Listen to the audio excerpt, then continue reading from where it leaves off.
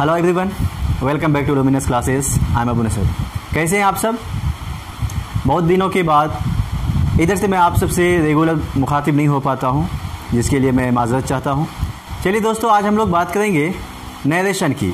आप सब सोचेंगे कि नरेशन तो अब तक कई वीडियोस हम लोग नरेशन का देख चुके हैं, लेकिन वो इनकम्प्लीट थे। आज हम लोग नरेशन को कंप्लीट करने आए हैं, ठीक है। आज कंप्लीट कर लेंगे, ये लास्ट पार्ट होगा नरेशन का। क्लियर? चलिए हम लोग शुरू करते हैं। नरेशन को ही देखेंगे, नरेशन है ना, लेकिन नरेशन का ये क्या होगा, लास्ट पार्ट होगा। तो याद कीजिए आप लोग, पिछले वीडियोस में हम लोगों ने देखा था, यानी लास्ट वीडियो में हम लोगों ने देखा था क्या, कि अगर एक तरफ रिपोर्टिंग वर्ब जिसको हम लोग कहते हैं आरवी, अगर रिपोर्टिंग वर्ब हमारा पास्ट में है, किस में है, पास्ट में है, और रिपोर्टेड स्पीच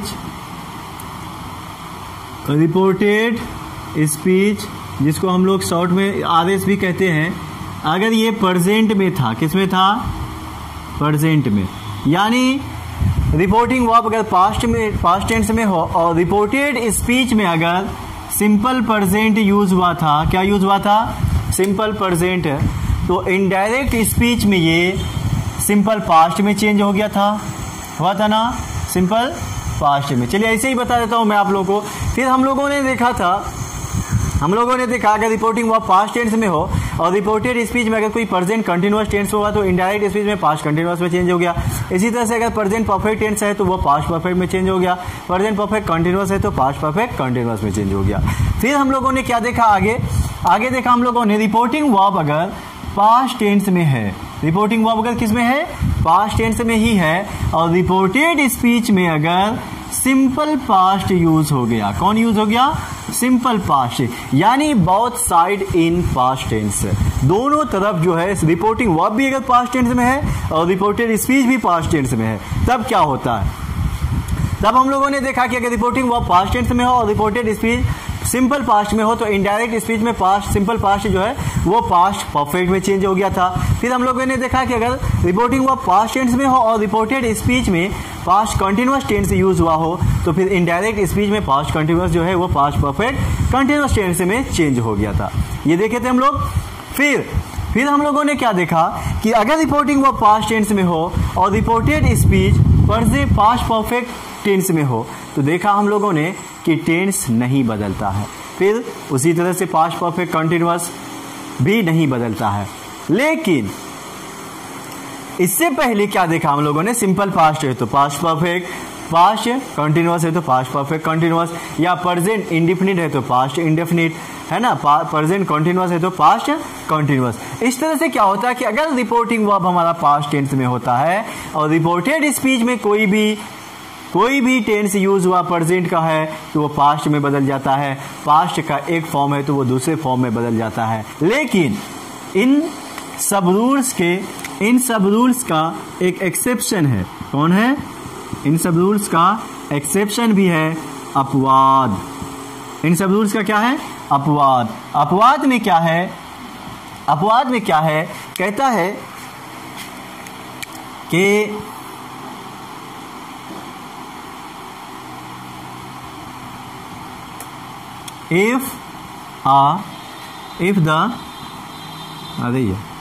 कहता है कि इफ द रिपोर्टेड स्पीच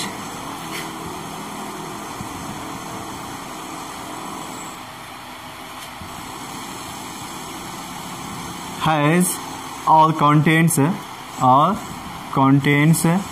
क्या, if the reported speech has और कंटेंट्स यूनिवर्सल ट्रूथ और principal, then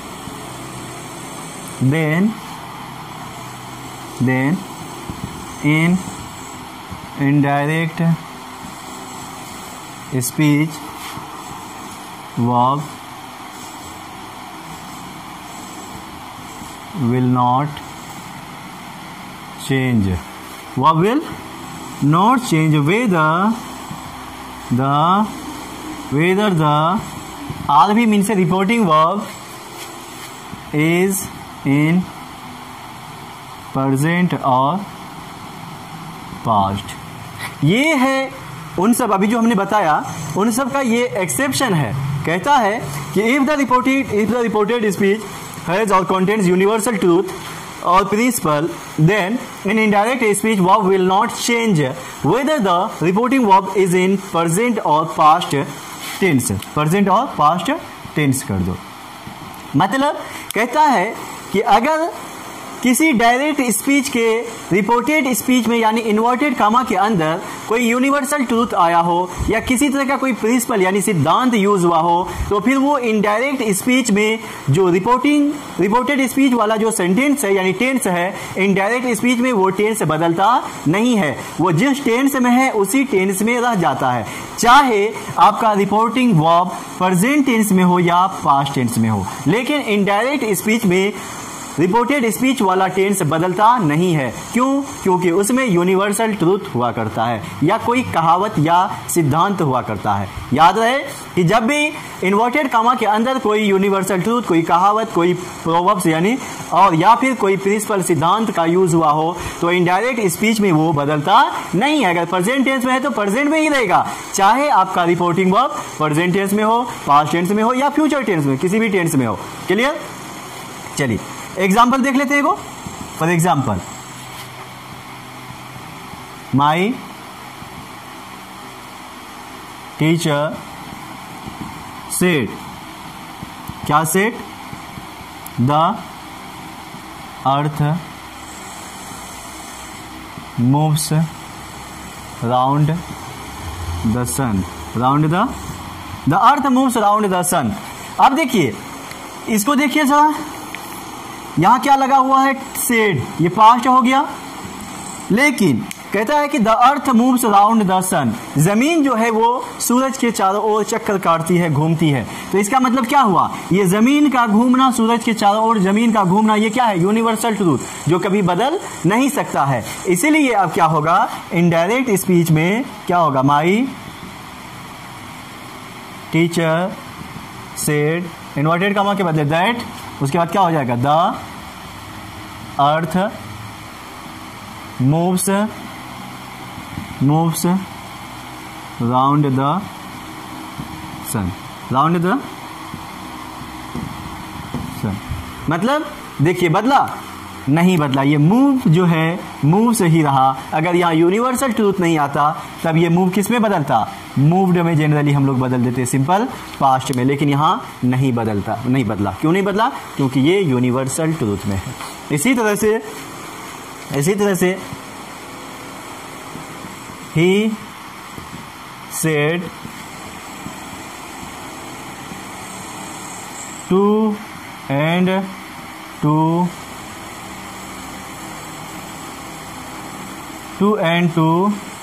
makes 4, 2 and 2 makes 4। 2 और 2 4 हुआ करते, जबकि ये पास्ट में है। और लेकिन यहाँ क्या है? 2 और 2 4 हुआ करते हैं, जो बदलने वाला नहीं है। ये एक सच्चाई है कि 2 और 2 यानी 2 + 2 4 हुआ करते हैं। तो इसीलिए क्या हो जाएगा? He said that 2 and 2 makes 4, 2 and 2 makes 4। Clear? ये था कि अगर रिपोर्टिंग वर्ब अगर हमारा पास्ट टेंस में है और रिपोर्टेड स्पीच में टेंस जो हुआ करते हैं प्रेजेंट में है तो पास्ट में बदलता, पास्ट में है तो वो पास्ट के किस फॉर्म में बदलता, तो उससे उन्हीं का ये एक्सेप्शन था। क्लियर? चलिए अब हम लोग बात करेंगे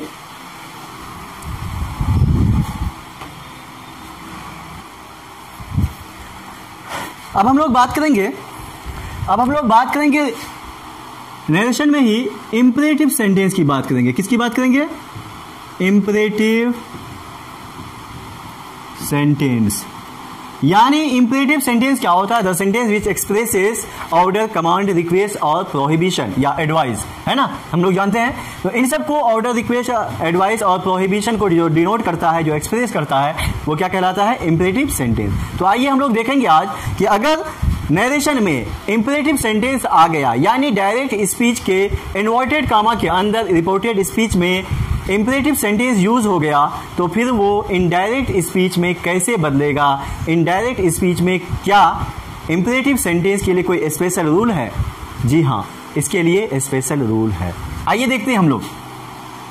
कहता है कि अगर रिपोर्टिंग वर्ब पास्ट टेंस में हो या प्रेजेंट टेंस में हो, किसी भी टेंस में हो, और रिपोर्टेड स्पीच में अगर इंपरेटिव सेंटेंस यूज हो गया, तो फिर क्या करेंगे कि अगर हमारा सेड है तो वो ऑर्डर्ड या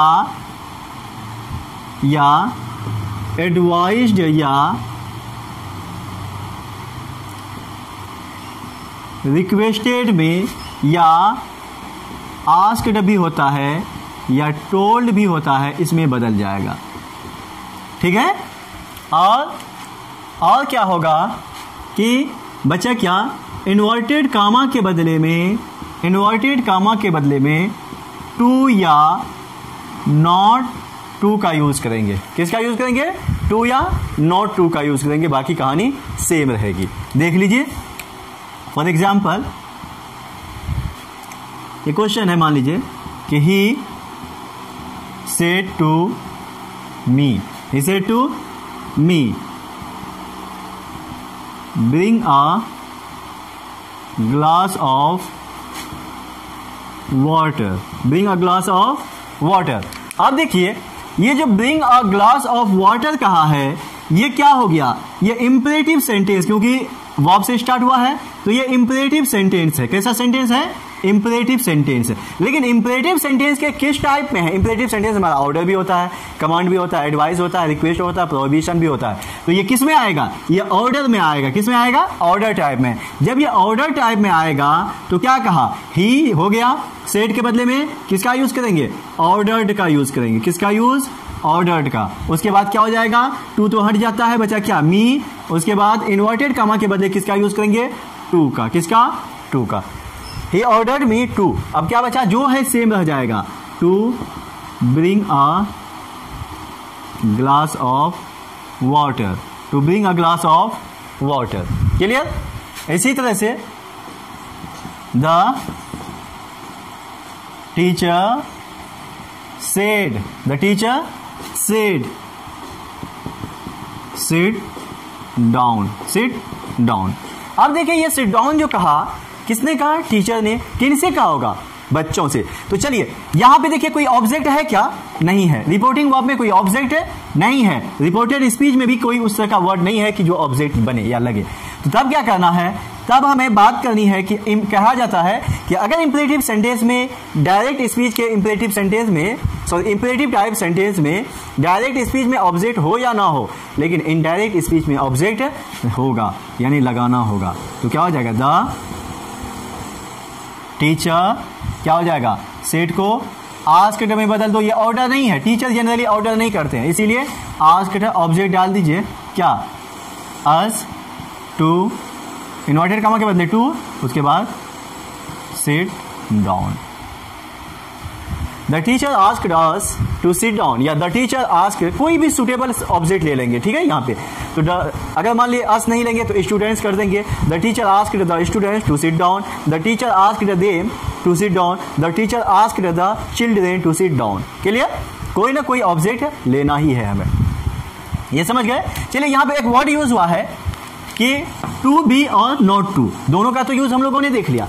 सॉरी, उससे पहले थोड़ा सा हम लोग देख लेते हैं। इसी में अगर रिक्वेस्ट की बात हो जाए, जैसे देखिए,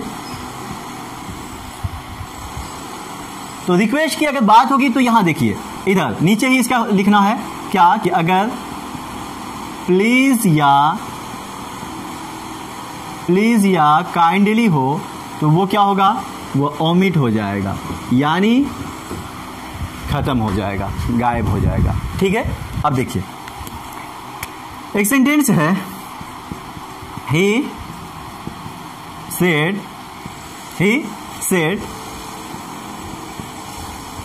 please help me। he said please help me। अब देखो, ये प्लीज लगा हुआ है, तो ये कैसा टाइप हुआ? ये रिक्वेस्ट हुआ, इंपरेटिव सेंटेंस का रिक्वेस्ट टाइप। तो क्या होगा? क्या करना है हमें? हमने क्या कहा? रिक्वेस्टेड में भी बदलते हैं। तो यही जिस सेंटेंस से रिक्वेस्ट का बोध हो उसे हम रिक्वेस्टेड में बदलते हैं रिपोर्टिंग वर्ब को, है ना। और जिससे एडवाइस का बोध हो यानी सलाह का बोध हो उसे हम एडवाइस्ड में बदलते हैं, और जिससे आदेश यानी ऑर्डर का बोध हो उसको ऑर्डर में बदलते हैं। तो क्या हो जाएगा, ही रिक्वेस्टेड हो जाएगा।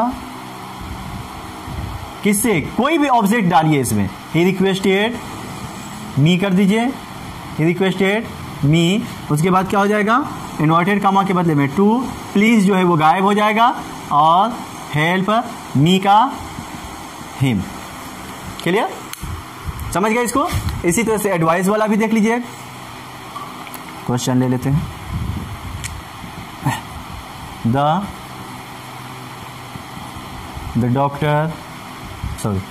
Doctor said take medicine on time, take medicine on time। अब देखिए, the doctor said take medicine on time, doctor ने कहा कि दवाई समय पर लो। तो ये क्या है, ये एडवाइस है। ये क्या है, एडवाइस है। तो इसीलिए क्या हो जाएगा, द डॉक्टर सेड को किस में बदलोगे, एडवाइस में। क्यों, सलाह दिया, यहाँ सलाह का बोध हो रहा है इसीलिए। लेकिन किससे दिया सलाह, ऑब्जेक्ट तो है नहीं, लेकिन इनडायरेक्ट स्पीच में ऑब्जेक्ट हम लगाएंगे। तो जाहिर सी बात है, जब डॉक्टर है सलाह देने वाला, तो सलाह किसको दिया होगा, पेशेंट को। तो इसलिए क्या हो जाएगा, the doctor advised the patient to, inverted comma के बदले में टू, उसके बाद क्या बचा, take medicine on time, take medicine on time. Clear.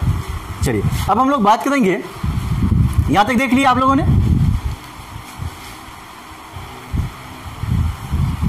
चलिए, जो ये था हमारा बनाने का स्ट्रक्चर था, उसमें हम लोगों ने देखा था कि इन्वर्टेड कामा के बदले में टू भी था और नॉट टू भी था, है ना। देख, चलिए इसको भी दिखा देते हैं कि नॉट टू का यूज कब करेंगे। अब तक तो हम लोग देख चुके हैं कि टू का यूज कहां करना है, ठीक है। अब देखेंगे नॉट टू का यूज कब करनी है। तो देख लीजिए, जैसे कहता है कि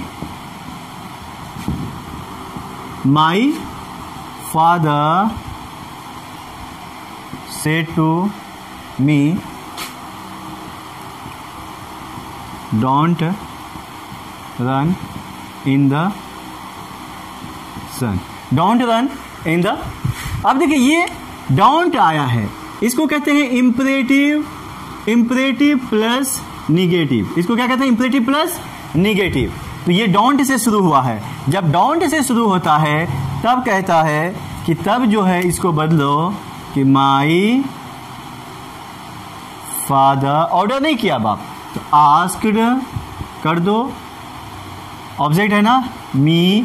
अब ये क्या है, डोंट जो है, ये डोंट निगेटिव है, ये ओमिट हो जाएगा। जब ये डोंट ओमिट हो जाता है तब इस डोंट प्लस इन्वर्टेड कामा के बदले में तब यहां पर नॉट टू का यूज करेंगे। नॉट टू बचा क्या, run in the sun, not to run in the, यानी डोंट जो होता है ये इंपेरेटिव निगेटिव कहलाता है डोंट से स्टार्ट होने वाले सेंटेंस को। तो ये डोंट वाला डोंट जो है ये क्या हो गया, ओमिट हो गया, गायब हो गया, खत्म हो गया। तो डोंट प्लस इन्वर्टेड कामा के बदले में नॉट टू का यूज करेंगे। अच्छा, इस सेंटेंस को कोई पूछ ले अगर, एक और तरीके से बनाते हैं कि माई फादर, आस्क्ड के बदले में यहां पे फॉरबेड, फॉरबेड ऑब्जेक्ट क्या है, मी। अब क्या है, तब यहां पर नॉट टू के बदले में सिर्फ to run in the sun, to run in the.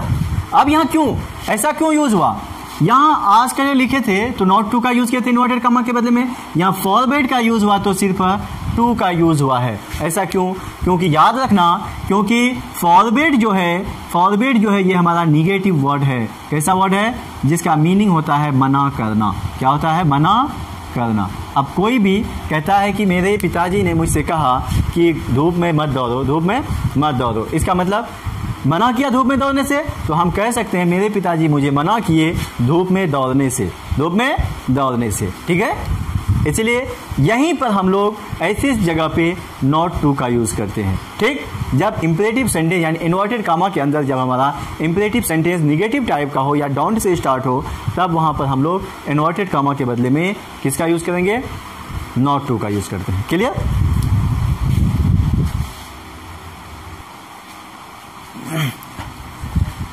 यहां तक समझ गए? चलिए इंपरेटिव सेंटेंस में ही कुछ थोड़ा और भी देखना है। कहता है कि इंपरेटिव सेंटेंस अगर बिगिंस विद लेट, किससे? इंपरेटिव सेंटेंस जो है वो लेट से स्टार्ट होता है। जब इंपरेटिव सेंटेंस हमारा लेट से स्टार्ट होगा, किससे स्टार्ट होगा? लेट से, तब क्या हो जाएगा? जैसे देखिए, ही सेड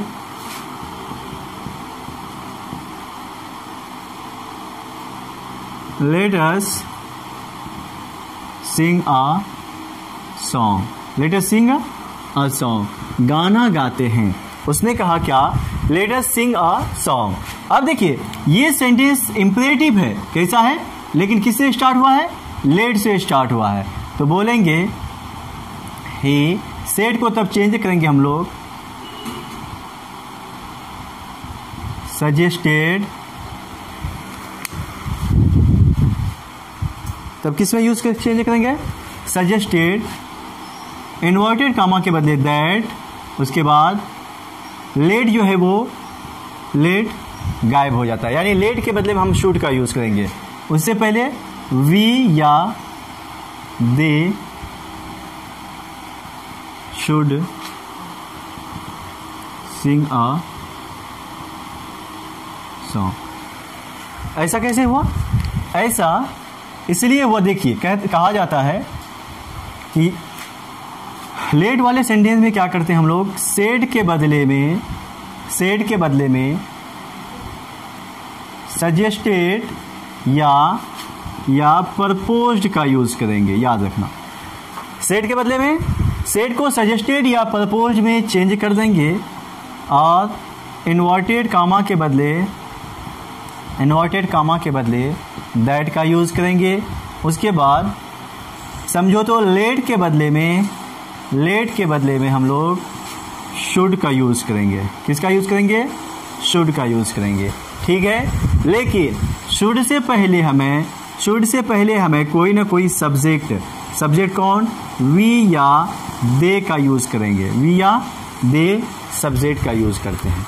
ठीक, और एक बात, अगर सजेस्टेड या प्रपोज्ड के बाद अगर कोई ऑब्जेक्ट आता है तो तब 2+ ऑब्जेक्ट होगा। अगर ऑब्जेक्ट नहीं है तो फिर 2 नहीं आएगा। क्लियर? ऑब्जेक्ट है या ऑब्जेक्ट आया है तब वहां पर 2+ ऑब्जेक्ट होगा, जैसे सेट के साथ होता है। वैसे ही अगर ऑब्जेक्ट नहीं है तो फिर 2 भी नहीं आएगा। क्लियर? चलिए, ये समझ गया इसको? इसी हिसाब से इसी स्ट्रक्चर पे हमने इसको चेंज कर दिया। क्लियर? यहाँ तक कोई दिक्कत, कोई प्रॉब्लम नहीं ना? चलिए आगे बढ़ते हैं हम लोग।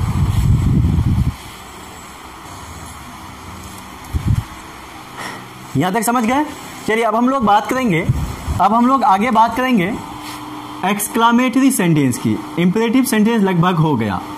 जो कंफ्यूजन रहेगा या किसी तरह कोई प्रॉब्लम हो तो आप लोग कमेंट करके हमसे पूछ सकते हैं। ठीक है, हेल्प ले सकते हैं। अब हम लोग बात करेंगे एक्सक्लामेटरी सेंटेंस के बारे में बाबू। ठीक है, अब देखिए कि एक्सक्लामेटरी सेंटेंस जो होता है, एक्सक्लामेटरी सेंटेंस जनरली कहा जाता है कि एक्सक्लामेटरी सेंटेंस के बारे में the sentence which expresses sudden feelings, यानी अचानक घटने वाली खुशी को, गम को या दुख को, सुख को जो दर्शाता है, बयान करता है, वो क्या कहलाता है? Exclamatory sentence. और मॉडर्न इंग्लिश में क्या ऑप्टेटिव सेंटेंस, जो एंशिएंट इंग्लिश में, ओल्ड इंग्लिश में क्या था, क्या बोलते हैं, ऑप्टेटिव सेंटेंस, उसको भी आजकल एक्सक्लामेटरी सेंटेंस में ही रखे हैं। यानी जैसे कर्स हो गया, ब्लेसिंग हो गया, इन सब को भी एक्सक्लामेटरी सेंटेंस ही डिनोट करता है।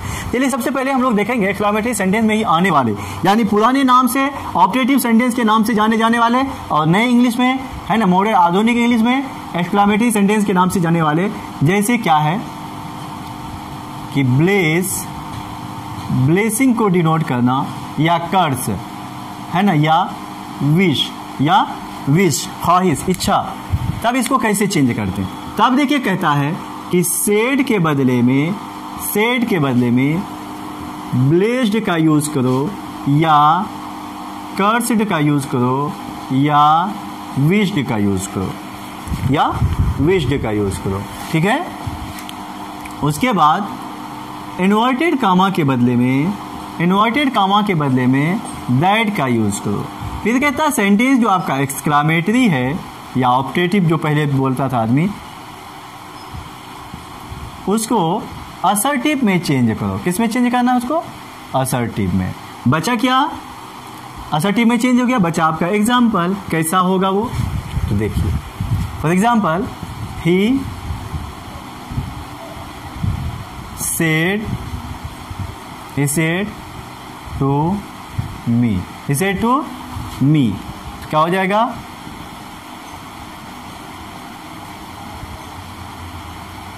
मे you live long, may you live long. अब देखिए, he said to me may you live long, ये सेंटेंस हमारा एक्सक्लामेटरी कहलाया। तो अब क्या होगा? ही सेड, सॉरी किस में बदल जाएगा? ये ब्लेस्ड में हो जाएगा। He blessed me that, he blessed me that. अब क्या बचा? ये सेंटेंस को असर्टिव में चेंज किया। अभी ये एक्सक्लामेटरी है, यानी पहले का ऑप्टेटिव, अभी का एक्सक्लामेटरी। इसको असर्टिव में चेंज किए तो क्या हो जाएगा? ये यहाँ आ जाएगा, ये यहाँ आ जाएगा। तो क्या हो जाएगा? You second person object, object क्या है? मी का आई मे यहाँ है तो इधर पास्ट है, तो यहाँ क्या हो जाएगा? मे का might, I might live long होगा, I might live long. Clear? इसी तरह से ही said to her,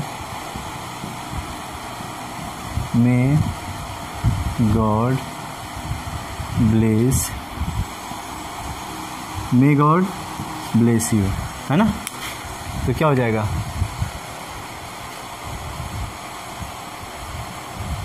he blessed her that, ये यहाँ आ जाएगा गॉड मेका माइट ब्लेस हर, हो जाएगा। ठीक, इसी तरह से कर्स रहा तो जैसे she said may you die, she said, कोई न कोई ऑब्जेक्ट डाल देंगे हम लोग। चलिए, शी सेड को किस में बदलेंगे? कर्स्ड। यहाँ देखिए, मे यू डाई, मर जाओ तुम, है ना? तो ये बददुआ हुआ, कर्स हो जाएगा, कर्स। उसके बाद कोई ऑब्जेक्ट डाल दीजिए, हिम कर दीजिए, हिम दैट, तो क्या हो जाएगा? You second person object him का, ही हो जाएगा ही, मे का might die, he might die. Clear?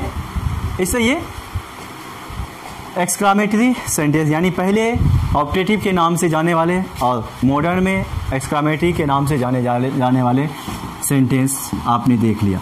ठीक, अब हम लोग बात करेंगे एक्सक्लामेटरी सेंटेंस का ही, वो जो हैप्पीनेस यानी जॉय को दिखाता है, डिनोट करता है, और जो किसको? जो जॉय को दिखाएगा, सरप्राइज को दिखाएगा, और जो सोरो को दिखाएगा, गम को, है ना, एटसेट्रा। इन सब के साथ क्या करना है? जब इन सब को कोई दिखाए एक्सक्लामेटरी सेंटेंस, तब इनडायरेक्ट स्पीच में कहता है कि सेड के बदले में एक्सक्लेम्ड विद जॉय या सरप्राइज या सोरो का यूज कीजिए। ठीक, और इन्वर्टेड कामा के बदले में दैट का यूज कीजिए। बाकी सेंटेंस जो आपका एक्सक्लामेटरी है उसको असर्टिव में चेंज कर दीजिए, फॉर एग्जाम्पल, he said। अब देखिए, उससे पहले थोड़ा सा सॉरी, अगर सेंटेंस में कोई इंटरजेक्शन वर्ड आया है, तो उसको ओमिट कर देंगे। ओमिट यानी वो खत्म हो जाएगा, वो खत्म हो जाएगा। जैसे देखिए कौन कौन इंटरजेक्शन वर्ड आता है, देख लेंगे। For example, he said अल्लास I am ruined। I am ruined मतलब सॉरी, आई एम ruined। अब देखिए ये एक्सक्लामेटरी सेंटेंस हो गया कि मैं लूट गया, है ना। तो क्या हो जाएगा, ही एक्सक्लेम्ड विद सोरो को ये डिनोट किया, तो ये सेड के बदले में हमने एक्सक्लेम्ड विद कर दिया सोरो।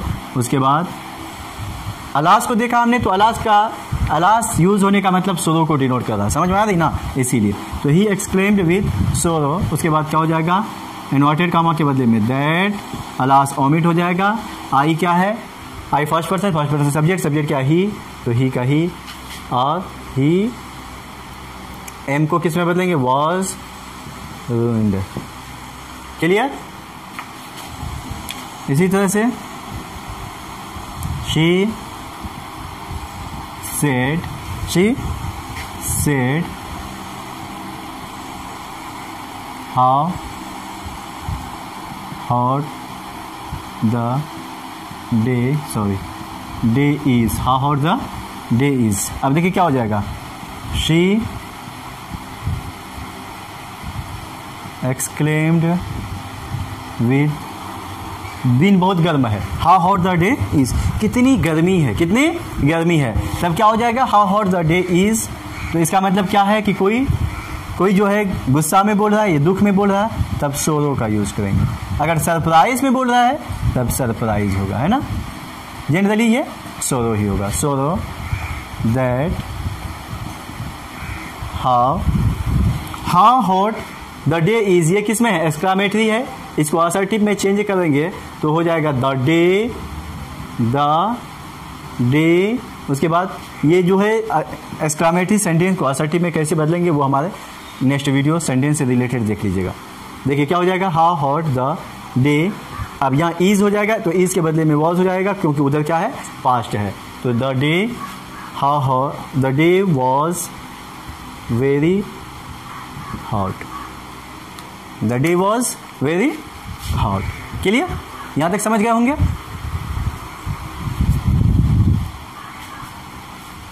चलिए यहां हम लोगों का नरेशन कंप्लीट हो जाता है।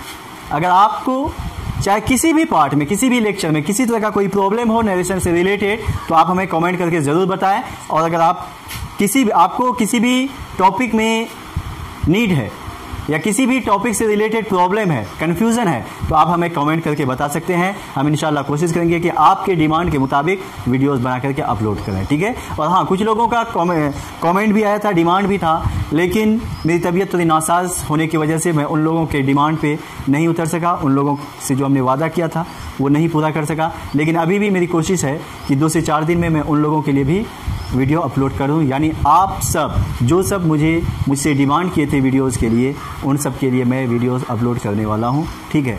तब तक के लिए मेरी आपसे गुजारिश है कि अगर आप वीडियोस देखते हैं, अगर आपको अच्छा लगता है, तो वीडियोस को लाइक करना ना भूलें। और कोशिश है कि आप वीडियोस को अपने दोस्तों में, रिश्तेदारों में शेयर कर दें, ताकि उन सबको भी ये नॉलेजफुल बातें मिल सके, पहुँच सके, ठीक है। Thanks for watching.